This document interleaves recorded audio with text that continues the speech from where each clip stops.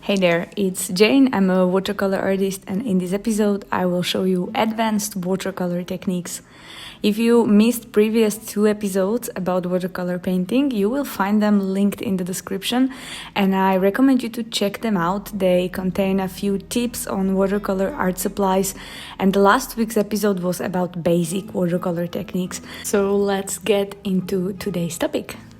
I picked a bit harder techniques to show you today, just to complete your picture about how watercolor works and what are the main principles that we need to be aware while working with this tricky medium. Last week I explained wet in dry techniques and how this approach makes it a little easier to control the water. But this week I want to talk about wet in wet techniques.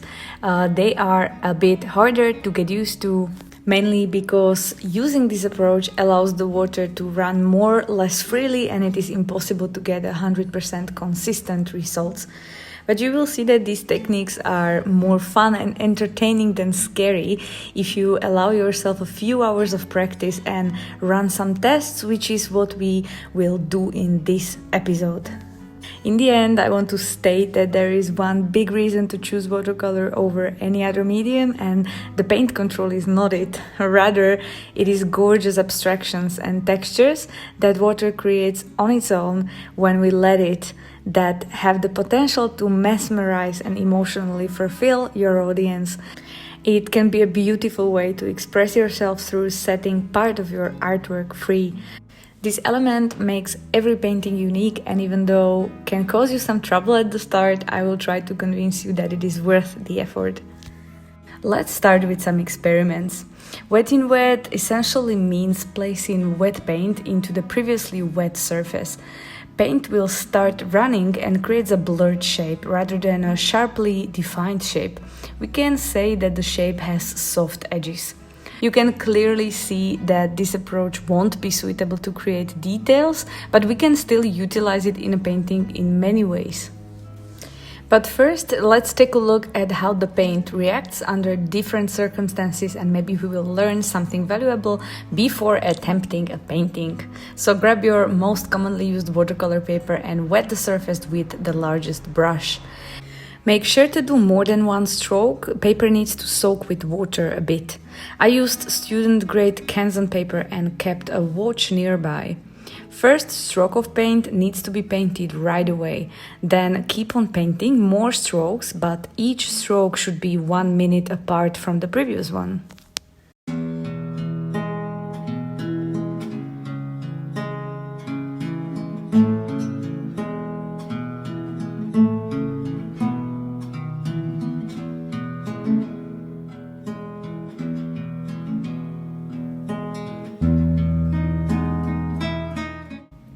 You can now get a bit of understanding how the paint flows in the wet surface, depending on how long you wait before placing it there. But I myself am often surprised how much this varies depending on the type of paper that you use. Let's look at the cotton paper for a change. In the second experiment, I used Arches hot-pressed cotton paper and tried to wet the surface as consistently as I could. I was able to place 6 strokes before reaching the wet on dry stage of this paper, compared to 4 strokes with the Canson student grade paper that we saw earlier. This can show you that different papers stay wet for a varied amount of time. Cotton papers often even twice as long as the student grade ones. When trying wet in wet techniques, you will have it easier on cotton papers because they will let you work for longer. They just generally have more semi-wet stages than student grade papers. Also, the shape of the blur itself can look very different, so try to observe the individual stripes and the shapes they blurred into on your particular watercolor paper, and you will have a good point of reference when doing a painting. So this is the comparison between Arches cotton paper and Canson student grade paper, and one of the things that you will notice immediately is that one was wet for 6 minutes and the other one for 4 minutes. as well as the stripes that are blurred. They look a bit different on each paper. That's at least my observation. And I have a whole pile of watercolor papers here in the studio prepared for some testing, so I will run this through all of them and then I will share them in later videos. Maybe you can benefit from this experience, but each paper, the paint will look very different on it, especially when you're doing wet in wet. So let's do a small demo painting together. A small sheet of paper will do. If you have a cotton one, that's best, and you can grab masking tape and trace a circle to the middle of the paper. Then wet the whole area around the circle with clean water. Be precise not to cross the boundaries of the circle too much. Then you can start adding paint freely. I only used one paint. It was a neutral tint, but you can go with any dark color that you want. And as you place the paint inside the wet zone, you can watch it spread. I try to add the paint at different stages of the wetness, adding a few more dark spots after 4 or 5 minutes so that part of the paint does not spread too far. And this can create really interesting effects. The important part is also to let the paint dry naturally and not force dry it with hairdryer. And if you have time and patience, then just watch it dry and observe how the edges change. I would also recommend to be a bit careful around the edges of the circle, and if necessary, grab a thin brush to correct them while the paint is still wet, because this is a single zone where the wet on dry principle is going on, and so this edge will remain sharp after it is dry, and we wouldn't want it to be too crooked. And you can also create some effects by adding just splatters of clean water into the wet wash.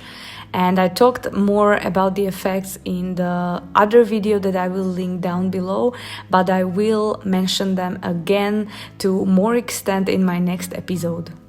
The cotton paper can stay surprisingly wet for a very long time, and before the end of the drying process I managed to add some really dark spots into the wash and let them spread. This is really my favorite thing to do in many backgrounds in my paintings.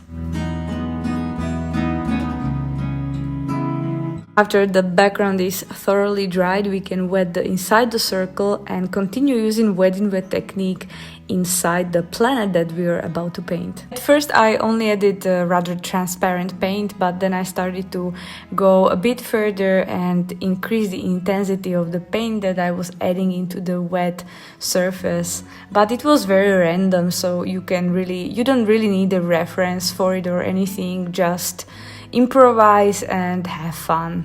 Interesting thing to notice that you can do this in layers as I did, so I did dry the whole wet in wet result about once or twice, and every time you do this, the paint that appeared to be dark once placed in a wet wash will lose its intensity dramatically, and cotton papers tend to have the paint soaked inside them, and so the color won't really stay dark and the additional layers will be needed. It can be very frustrating. In my experience, I do want to paint dark backgrounds, and it is hard to find paper that have the qualities of a cotton paper in many ways, but the color stays really as strong as on student grade papers. By the way, to add another layer, you simply wet the surface with clean water and then add additional paint. I would want to enhance the background again, so that's what I'm currently wetting. And when you're working on a background, naturally you need to leave out the planet and don't dry it, and the other way around. And feel free to add as many layers as you want until the intensity of the paint at spots that you would like to pop out more is what you were looking for. Of course, I wouldn't lie to you, and I need to say that there is a line that once you cross, the whole painting can look a bit overworked, but don't worry about it too much. Just throw the paper out and start over. It will be a learning experience worthwhile.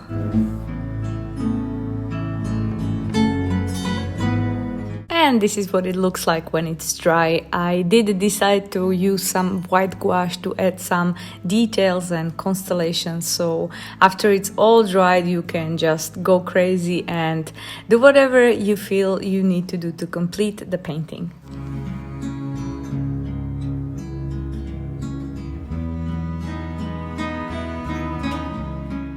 Alright, how about another quick demo? This time I chose two little fish as my subject and I sketched them quickly. After you're done with a simple and light sketch, make sure to wet the whole background except the body of the fish with clean water, just like we did before with the circle. It will get harder to bypass the fish, and my tip here is to switch between a larger brush for large areas and a smaller brush for the corners of the fish body. Make sure to use plenty of water, really literally pools of water. Don't worry, it won't go inside the fish if you won't wet this area. Need a really thoroughly wet background, otherwise the paper will be dry before you start adding the paint. You can now start adding the paint, and I was being a bit more careful than with the circle and added a couple of shades of blue and in the end a shade of green and a bit of purple, just plain, and messing around with color because I really wanted the background to be the main part of the painting that will really pop this time. I also tried my very best to be careful around the edges of the fish that was supposed to stay sharp, and used a lot of time and focus to make the shape as clean as possible. The charming or frustrating thing about this technique is that you never know what it will look like after it's dry, but let me assure you, it won't look the same as it appears to you while it's in its wet stage. Ta-da! Completely different after it dried on the radiator. And you can either decide to leave it as it is or wet the whole area again with clean water and add some more splatters and try to make it look even better. The jury is still out on whether I helped my painting or ruined it, but one thing is for certain, there is no way to go back. After drying the background for the second time, it is time to focus on the fish, and now we will wet inside the fish and add some splatters there and let them bleed, of course, since we are doing wet in wet. I used some grayish paint to shade the sides of the fish a little bit so that it appears to be more settled in the water, and then wetted the whole body again and added colorful splatters that were really random. There was no reference. I just remember that koi fish have all kinds of colorful splatters on their back and it looks amazing. Type of subject is very thankful if you decide to paint it in watercolor, especially in wet technique combined with a bit of wet in dry for details in the end. And here I decided to add some white gouache to make some really prominent white splatters on their backs, and that was it. I hope the video helped you understand wet in wet watercolor approach a bit, and if you decide to paint along and try my demo, please tag me on Instagram so that I can share your work in my stories. Also, if you are new here, consider subscribing. I will post another watercolor episode next week. And with that, I wish you a good week and I'll see you again next Thursday. Have a great one. Bye bye.